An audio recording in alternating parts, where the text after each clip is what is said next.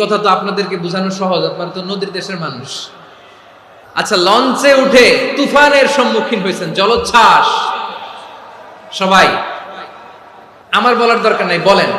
মাঝ নদী, তুফান, জলোচ্ছ্বাস, জলের মধ্যে উচ্ছ্বাস, ঢেউ, টর্নেডো, সাইক্লোন, মেঘের ঘনঘটা, পরিবেশ ঘুটঘুটে অন্ধকার, লঞ্চ একবার এদিকে আরেকবার ওইদিকে, ভিতরে কি অবস্থা হয় বলেন তো?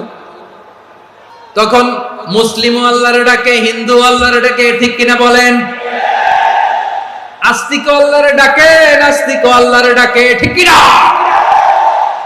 লঞ্চের ভেতর, স্টিমারের ভেতর কান্নারে রোল পড়ে যায়, চিৎকারের রোল পড়ে যায়, সবার মুখ দিয়ে শুধু একটা আওয়াজ, লা ইলাহা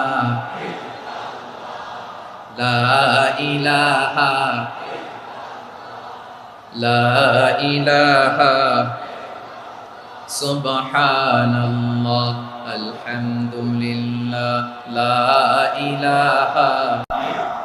আল্লাহ নামের জিকির করবে যারা, আল্লাহর কাছে প্রিয় তারা, আল্লাহর কাছে প্রিয় যারা, জান্নাতে প্রবেশ করবে তারা, জোরে লা ইলাহা